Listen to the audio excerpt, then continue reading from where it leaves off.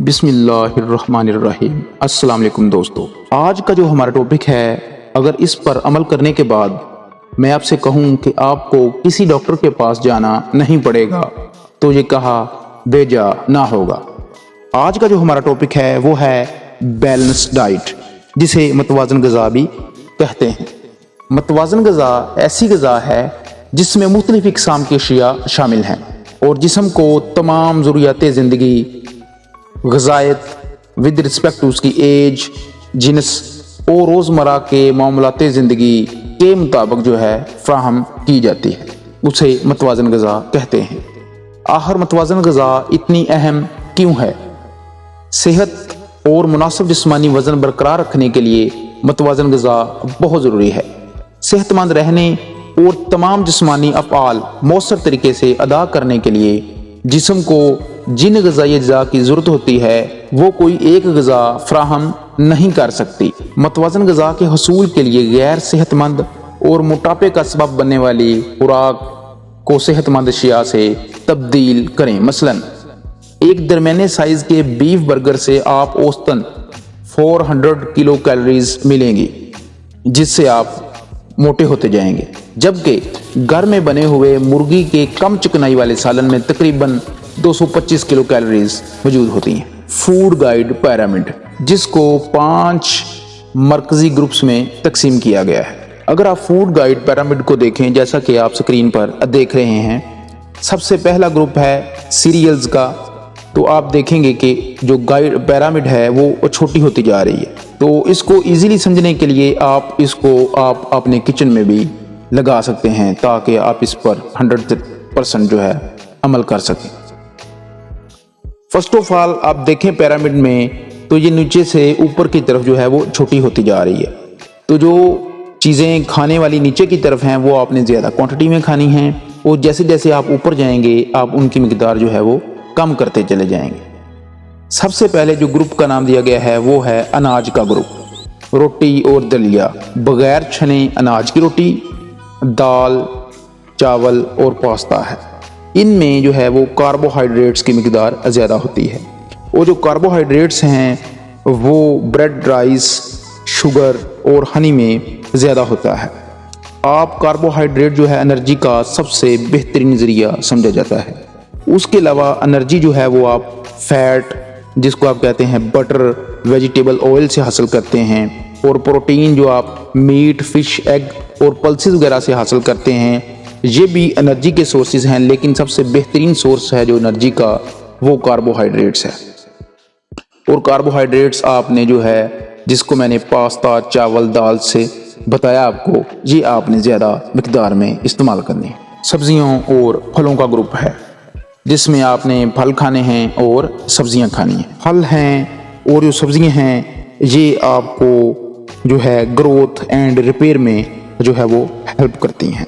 उसके बाद जो है वो गोश्त का ग्रुप, या गोश्त और गोश्त से मुतबादल चीज़ें आ जाती हैं, जिसमें मुर्गी आ जाती है, मछली आ जाती है, गाय का गोश्त आ जाता है, भेड़ का गोश्त आ जाता है, और सब्जियों में फलियों के बीज, मटर वगैरह और मेवे और बीज वगैरह आ जाते हैं, ये आपने खाने हैं। फूड गाइड पिरामिड में अगर आप ऊपर देखें तो वहाँ पे आपको दूध का ग्रुप नज़र आएगा, जिसमें दूध और दूध से बनी हुई अशिया हैं, और ये आपने जो है वो अनाज, सब्जियों, फलों और जो है गोश्त से जो है वो आपने कम इस्तेमाल करना है, जिसमें दूध है, पनीर है, दही है और दूध से बनी हुई दीगर अशिया भी शामिल हैं। तेल और चिकनाई का ग्रुप है, जो कि पॉली अनसैचुरेटेड ऑयल जो है वो, जैसे कि मकई का तेल और जैतून का तेल है, जिसको आपने जो है वो सबसे कम मिकदार में जो है वो आपने इस्तेमाल करना है। दिन भर में कम से कम 5 से 6 मरतबा छोटे खाने खाएं।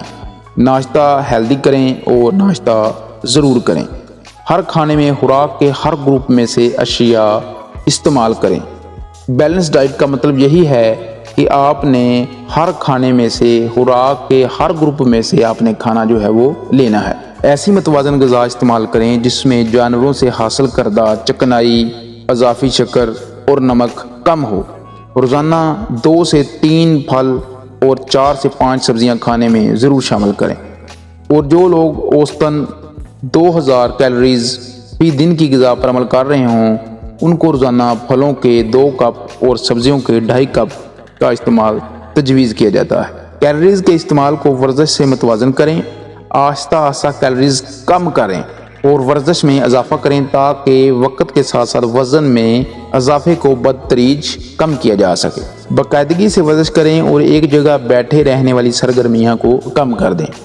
अगर आप बैठने वाली एक्टिविटीज़ ज़्यादा करते हैं तो आप अपने दिन की कैलोरीज़ को कम कर दें। मसलन अगर एक सेहतमंद मेल को 2500 कैलोरीज़ की ज़रूरत होती है एक दिन में, तो आप जो है बैठे रहते हैं तो आप उसको जो है 1500 से 2000 कैलोरीज़ पर ले आएँ, क्योंकि आपने फिज़िकली एक्टिविटी तो करनी नहीं होती, इसलिए आपको कम जो है कैलोरीज़ की ज़रूरत होती है। अगर आप 2500 कैलोरीज़ से अगर आपकी फ़िज़िकल एक्टिविटी नहीं है और आप अपनी जो है 2500 कैलोरीज़ से ऊपर जाएंगे तो आपका जो वेट है वो बढ़ना शुरू हो जाएगा और मोटापे का आप शिकार हो जाएंगे। ये बात याद रखें कि recommended daily calories intake is 2000 calories a day for a women. एक औरत के लिए 2000 कैलोरीज जो हैं वो एक दिन में ज़रूरी होती हैं, and for a normal man 2500 calories जो हैं वो ज़रूरी होती हैं एक दिन में। और अगर आपकी फ़िज़िकली एक्टिविटी बैठने वाली है तो आप बदतरीज उसको कैलोरीज़ को कम कर सकते हैं। और अगर आपकी फ़िज़िकल एक्टिविटी वर्क ज़्यादा है, सारा दिन 12 घंटे है, तो आप उसको 2500 से 4500 कैलोरीज़ तक भी आप उसको लेकर जा सकते हैं। लेकिन ये डिपेंड करता है कि आप फ़िज़िकल एक्टिविटी कौन सी सरंजाम दे रहे हैं। चिकनाई की मुकम्मल मकदार कैलोरीज़ के 20 से 35% से ज़्यादा नहीं होनी चाहिए। अच्छी चिकनाई मसलन कैनोला या जैतून का तेल, तली हुई चीज़ें आपने इस्तेमाल नहीं करनी, यानी मछली, मेवे और सब्जियों का तेल इस्तेमाल करें जो पॉली अनसैचुरेटेड और मोनो अनसैचुरेटेड फैटी एसिड्स पर मुश्तमिल होता है। कम चर्बी वाला गोश्त, मुर्गी, अंडे, खुश्क बीज, दूध और दूध से बनी हुई मसनूआत को तरजीह दें। आप अज़ाफ़ी शक्कर और मसनूई शक्कर से परहेज़ करें, क्योंकि अगर आप फ्रूट्स खा रहे हैं तो उसमें जो है वो आपको फ्रक्टोज शुगर मिल जाती है। अगर आप मिल्क का इस्तेमाल कर रहे हैं तो उसमें लैक्टोज शुगर पहले ही मौजूद होती है। आप मज़ीद उसमें जो है शुगर अगर इंक्रीज़ करेंगे तो वो मुसलसल इस्तेमाल उसका जो है वो आपको बीमार कर सकता है। नमक का रोज़ाना इस्तेमाल 1 चाय के चम्मच से कम होना चाहिए। खानों की तैयारी के दौरान नमक शामिल करने का अमल कम कर दें, क्योंकि पाकिस्तान, इंडिया और बांग्लादेश को अगर आप देखें तो यहाँ पर ब्लड प्रेशर जो है वो बहुत जो है तकरीबन 90% तक हो चुका है। तो इसको मद्देनज़र रखते हुए आप जो है जो साल्ट है उसका इस्तेमाल भी कम से कम करें।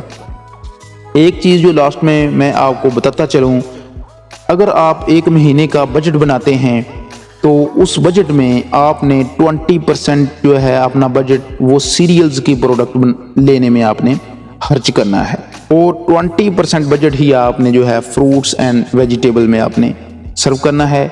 और अगर आप मीट, फिश, पोल्ट्री और लेग्यूम्स और पल्सेस वगैरह खरीद रहे हैं तो उस पर आपने अपने बजट का 25% जो है वो लगाना है। उसके बाद अगर आप मिल्क और मिल्क से बनी हुई अशिया ख़रीद रहे हैं तो वो आपने उसका जो है अपने बजट का 20% आपने जो है वो मिल्क पे लगाना है। और अगर आप फैट एंड स्वीट्स जो हैं वो इस्तेमाल करते हैं घर में तो वो आपने 15% से ऊपर नहीं ले जानी। इसी तरह सभी को मिलाकर 5 ग्रुप्स को आप अपने बजट का जो 100% हिस्सा जो है वो इसी तरह कंप्लीट कर सकते हैं। मैं उम्मीद करूँगा कि आप इस पर अमल करेंगे और इंशाल्लाह इस पर अमल करने के बाद आप सेहतमंद भी हो जाएंगे, फिट भी हो जाएंगे और आपको तीसरा किसी डॉक्टर के पास भी जाना नहीं पड़ेगा। Thanks and Allah.